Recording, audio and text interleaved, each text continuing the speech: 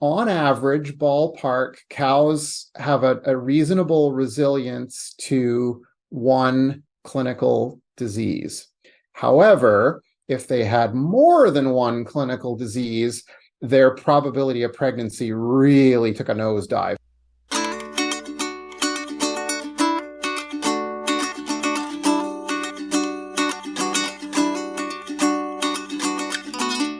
Welcome back, everyone, to the Dairy Science Digest. This is a podcast designed to bring the Journal of Dairy Science straight to the ears of dairy producers.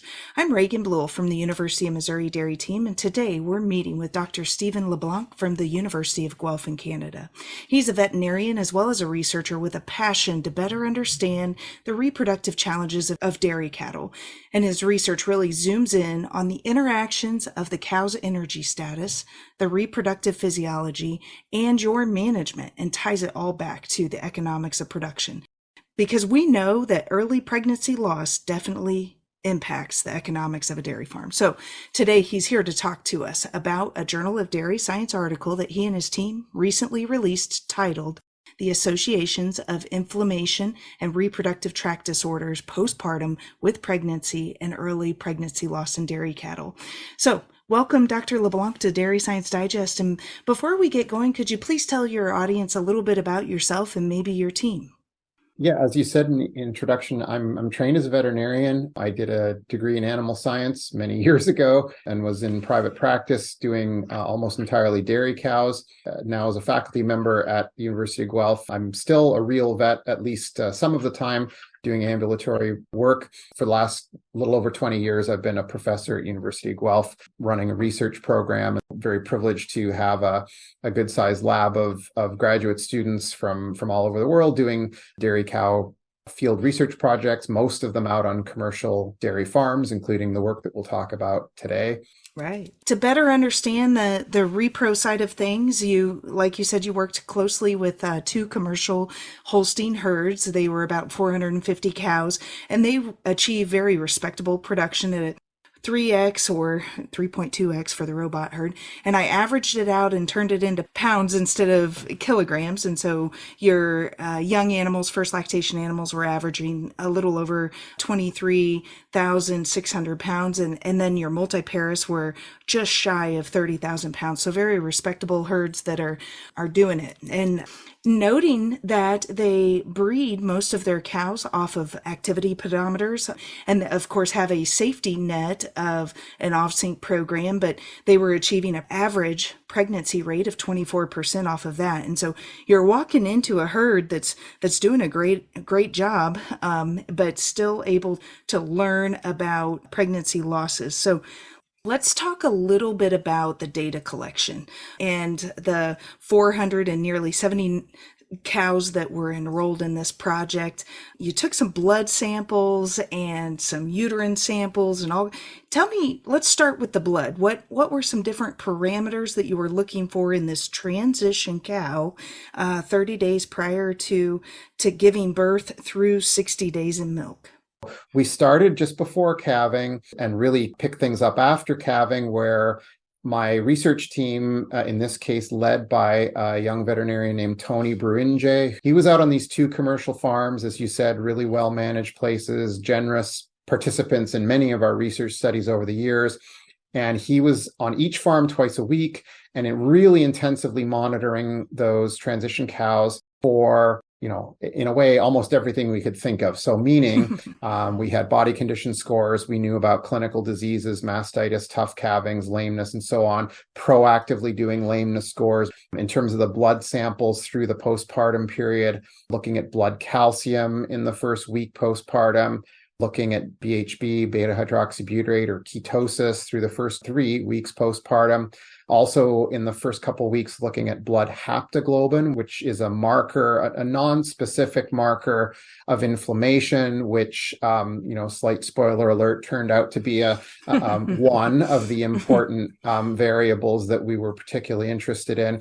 And then as the cows went by week, we were characterizing their clinical health, but also their reproductive health, with looking for pus discharge a month postpartum, doing uterine cytology to characterize endometritis or chronic smoldering inflammation, And then as the cows were heading out towards breeding time, taking blood samples every 2 weeks to measure progesterone so that we could estimate if and when they had begun to ovulate, when they had returned to having heat cycles again. And then ultimately they went out to be bred primarily, as you said, off of activity monitoring with a backstop timed AI program with OvSync. So we were able to characterize these cows sequentially from kind of the earliest possible evidence, indirect evidence that they were pregnant and that they continue to be pregnant based on the other blood markers of pregnancy. And then ultimately we were able to say, did they get pregnant? Did they stay pregnant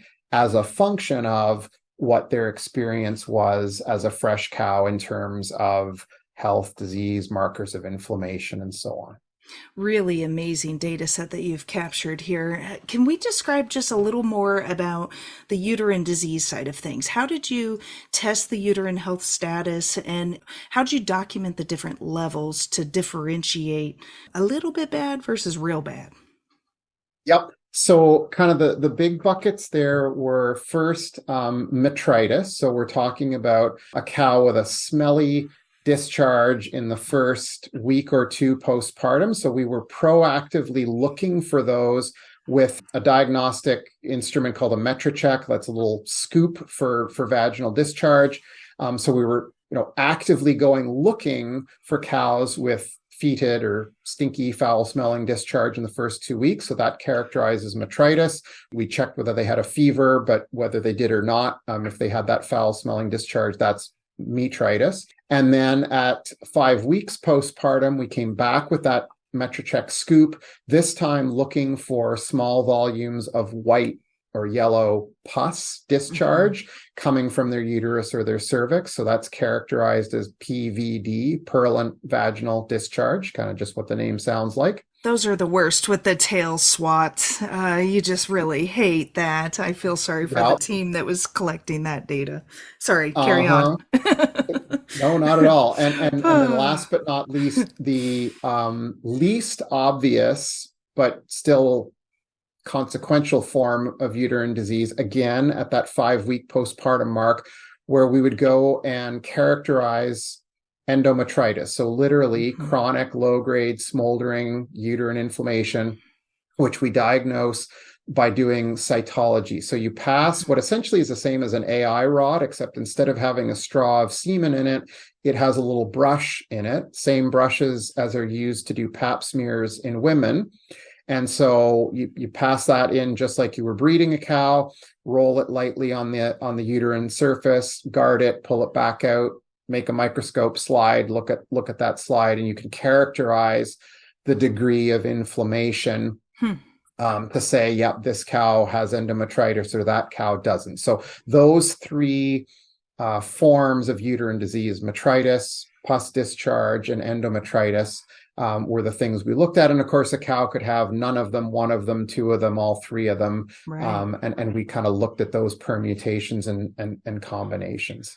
Yeah, that cytology brush, as I was reading through it, that's quite fascinating that you guys were able to see inside the uterus that you would not otherwise be able to see. So again, great job capturing every tiny little piece. Now, let's talk a little bit about the blood progesterone levels. I know there was that you captured the blood progesterone at different times after they were inseminated.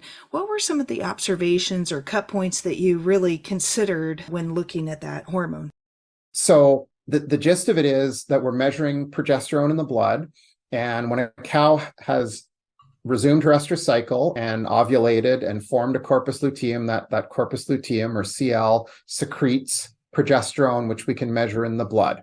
And the conventional threshold is that if a cow has more than 1 nanogram per milliliter of blood or blood serum, that's consistent with her having a CL, a corpus luteum, and that's essentially proof that she has ovulated, that she is cycling.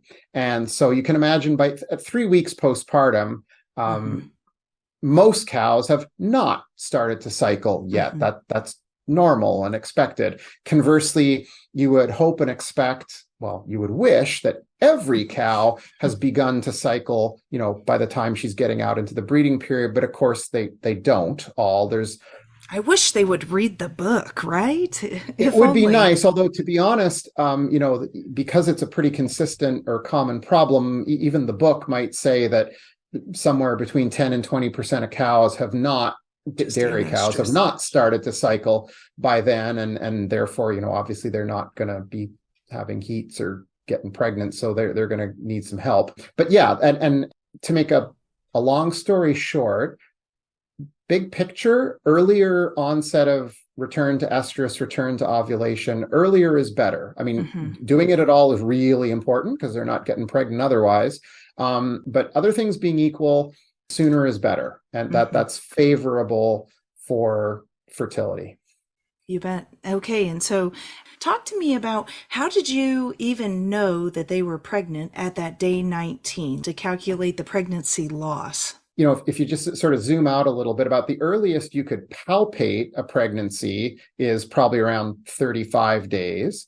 About the earliest you can see a pregnancy with an ultrasound scanner is 28 days, or maybe 26, but really not before that. So we're trying to go even earlier than that. And what happens is when the cow has an early pregnancy, so like when she's around 15, 16 days pregnant, so there's just this tiny little embryo in her uterus, that embryo releases a substance called interferon tau. And that is the chemical signal of early pregnancy from that tiny little embryo to the mother, to the cow, to kind of say, hey, I'm here. Right. Don't cycle back. Don't come back into heat. Don't lyse your CL. You're pregnant. And that interferon is not, in any practical sense, is not something you could measure with a blood test. Sure. However, it causes some changes in the reproductive tract. But there's this other little bit of cool, convenient biology that isn't something you could use in the field, but is something we can use in research. And that is that this interferon has some effects beyond the uterus. So for example, in white blood cells, immune cells that are in the cow's bloodstream, when they're exposed to interferon, this pregnancy signal, there are some genes inside these white blood cells that are sensitive to interferons. So they're called interferon stimulated genes, ISGs. And those create footprints or markers. You get differences in expression of these interferon stimulated genes, which are kind of the footprints or the proof of exposure to ISG, pregnancy. And that can only come from pregnancy. Exactly. Right. And so it's this way you can pull some blood cells out of a cow, look at their gene expression. I mean, I say that like there's nothing to it. It's actually some pretty fancy science, but it's well established. And that gives you a pretty darn good, it's not perfect, but a pretty darn good indication as early as about day 18, 19, in our case, day 19, that the cow is, or was at that moment, pregnant. Wow. Isn't she cool? It's not just the uterus that is pregnant. Those circulating signals in her bloodstream, in white blood cells. I mean, this is just so I cool. think so. Yeah, dairy science and research, I kind of get a little geeked out by it, I can't lie. Okay, and so you were analyzing the interferon tau, and the minute I opened up this paper, guys, the link is at the bottom of the podcast. You really need to open up this paper, and in the middle of it is figure 1 and 2. Wow, really incredible observations that you made. If you want to start maybe with figure 1 and describe the predicted probability of pregnancy and what your observations were between those animals that were healthy versus those that had a uterine disease? Yep. So again, here we have these sequential samples starting as early as day 19 after AI and going out to 40 days after AI. And I would agree with you. There's some striking data here. So for example, just to describe it for those who don't have the paper in front of them, we estimate that healthy cows that didn't have uterine disease as a fresh cow, 71% of them were pregnant at day 19. Conversely, cows that had lived through uterine disease in the postpartum period, so that's any of retained placenta, metritis, pus discharge, or endometritis, only 54% of them were pregnant at day 19. So I think there's a couple of really interesting things here. Number one, especially among healthy cows, sperm meets egg and forms an embryo a lot of the time, right. 71% of those cows. Most of the time, yeah. Most, right? A big majority. And yet, I mean, even in healthy cows, and this isn't news, but even in healthy cows, there's then, sadly, a substantial loss such that by day 40, only 49% of healthy cows were still pregnant. And again, that's not news. We've known for a long time that there's quite a bit of early embryonic loss. But what we're showing here, and again, it's not for the very first time, but I think we're kind of moving the yardsticks ahead here, that problem of pregnancy losses between day 19 and day 40 is substantially worse in cows that live through uterine disease as a postpartum cow. So for example, we're going from 54% of those previously diseased uterine disease cows who were pregnant at day 19, dropping all the way down to 31% of them who are still pregnant at day 40. So again, even in healthy cows, there are substantial losses, but those losses are worse in cows that live through uterine disease, and already by kind of the earliest possible detection of pregnancy, day 19 in this case, there's already been substantial loss. Now, is that because those cows never were pregnant in the first place, like that, sperm never met egg, or did they lose their embryo back at day, 7 or 10 or 12 or whatever? I mean, we can't say that for certain, and it's probably a combination of both of those things. But the interesting thing, remember, say that cow with metritis that, you found her, she was smelly, she looked off, you treated her, she got better, right? She didn't die, she got better, she recovered from her disease, she's not stinky, she's not sick anymore. Yet, there's going to be this long hangover effect where even if she comes into heat and you breed her and she gets pregnant, the likelihood of that embryo sticking around it is substantially reduced. Diminished. Yeah. So. Yeah. And like you were saying, I know that this has maybe been published before similarly, but seeing it here concrete, black and white right here is just a visual reminder of how important it is to prevent these diseases, prevent your metritis, and take close care. And that's how your management can really positively impact the performance of your herd. Then moving on to figure 2, to kind of prep a little bit for the background, of course, these farms that you were collaborating with, they were taking exceptional records and, logging calving knees and retained placentas and milk fever, DAs, mastitis, and you guys were able to lump uterine disease versus non-uterine disease. And I know you've talked a lot about the uterine disease side of things, but this figure 2 is talking about clinical disease. And so they were observed by the farm staff and again categorized by day 19, 29, 33, and 40. Could you describe what did you see when those cows experienced a clinical disease event?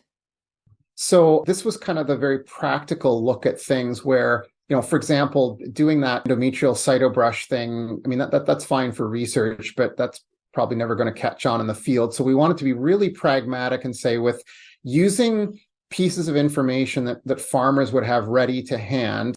Yes, no's. These are all things that are, if not routinely done, they're the kind of the easily accessible. And so we found, you could predict that disease is not good for subsequent fertility. But what we found, there are kind of two interesting things here, I think. The first one is that a cow living through a single clinical disease was not so bad. Their pregnancy per AI, statistically, at any of those time points, was not different. So on average, ballpark, cows have a reasonable resilience to one clinical disease. However, if they had more than one clinical disease, their probability of pregnancy really took a nosedive. So we're talking, for example, let's go at day 40. Cows that were healthy, no disease, or even one disease, were 45 to 47% of those cows were pregnant 40 days after the first service. Whereas cows that had lived through more than one disease, their pregnancy was 19%, well less than half, gone from quite decent, respectable to plummet, really lousy. The other thing, which is, maybe a little more academic, but of interest, in this case, there was no difference, at least statistically, at day 19. In other words, these losses were happening a little bit later than when we looked specifically at uterine disease. So again, that's, I'm not sure what you do with that as a farmer, but it is sort of interesting that these losses in these cows with more than one disease are kicking in, at least based on our data, later from day 19 going forward. Well, and I think as a farmer on the farm, this could be a strong motivation that if you've got a cow that's kind of struggling through the transition, we know that she tends to spiral. But if you can break that spiral in early lactation and give her the support that she needs and minimize it down to just one clinical event, then you are definitely breaking that cycle and hopefully helping her settle. Because there's subtle numeric differences, but statistically it is not different. If she stubs her toe or however you want to say, just that one time, she can get over it. So yep. I love giving these listeners something that they can grab a hold of, that they can have a positive impact in their herd. Very good. When it comes to risk of pregnancy loss, there were different factors that fed into that.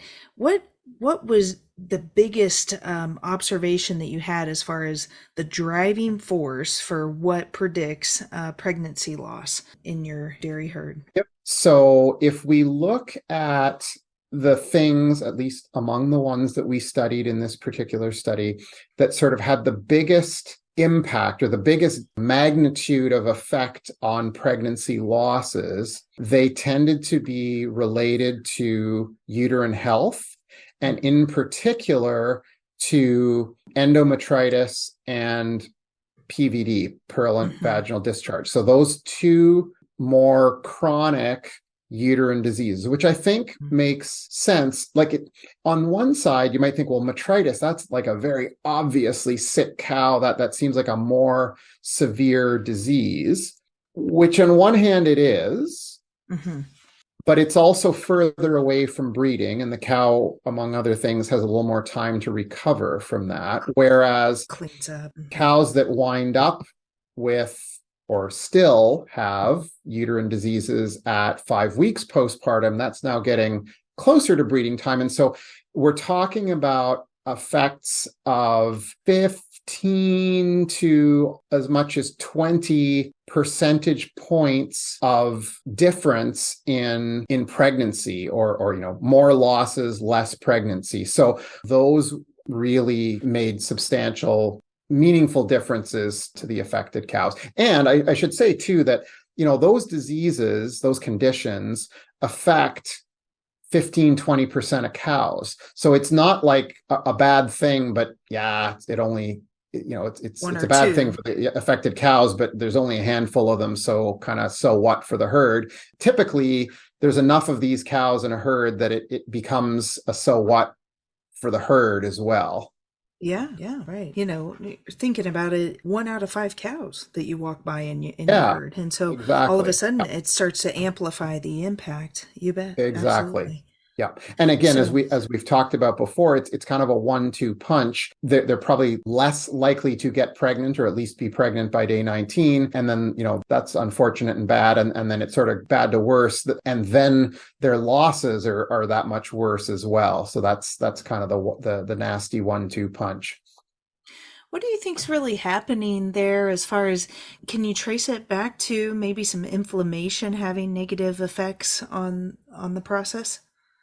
Yeah, and interesting. So this is beyond what we studied, but from some other work that's been done primarily in Florida, but other places as well, really trying to drill into the mechanisms behind what we observed in this study. And you could think, all right, if this cow's got this chronic smoldering uterine disease, well, that's going to be not a nice place for sperm to transit through. That's not going to be a good environment for an embryo to arrive in and grow in and get established in. And that's surely true. But interestingly, it seems like actually the bigger effects are actually on the ovary. So the cow having had an inflammatory disorder, either really early postpartum, be that obvious, like metritis, or less obvious, like elevated blood haptoglobin, even if she's not clinically ill, and or this chronic smoldering uterine inflammation that we diagnose as endometritis. It turns out, or at least on current evidence, that the biggest effects are probably on the cow's ovaries and on her follicles and oocytes. So the eggs that she's going to ovulate weeks or even months in the future are affected by this inflammation that's happening nearby in the uterus. But the ovaries are not immune to that. On the contrary, they may actually kind of be preferentially, in negative sense of the word, they may kind of really take a hit from exposure to this inflammation in the nearby uterus. And because cows' eggs, oocytes, take at least a couple months to develop, that's why you have this long hangover whereby, the cow lived through this thing, say, in the first week postpartum or even in the first month postpartum, yet it's going to have effects on her fertility weeks, in fact, months. So far, we know up to 3 months later. Damaged goods, that, and the trouble about it is she's ovulating. So in the barn, you're thinking she's doing the right thing, but in reality, that tiny little egg just is not gonna perform the way you want it to. It's incredible. Really fascinating. Okay, well, my favorite question to finish up with is always that I ask every single podcast is what would you really like boots on the ground dairy producers to gain from this very informative project that you've completed? I think a couple things. One is just that awareness that what happens to the cow in the transition period doesn't end there. I think sometimes, we think, obviously sick fresh cows is bad. Everybody gets that. But I think sometimes we get the idea like, well, all right, but we got her through that, right? It's over now. It was unfortunate that she had whatever problem she had, metritis or something else, but we treated her and now it's over. We turn the page. There's a month or 2 months of time in between. We turn the page. Now we're into the breeding period, fresh start, and away we go. And unfortunately, that's not true. The cow is still on the page that got written for her when she was a fresh cow. And we can't necessarily undo or fix that. We can kind of help on the edges, but the single biggest thing we could do there is that upstream solution, the true prevention. And I get it. We're not going to prevent every problem.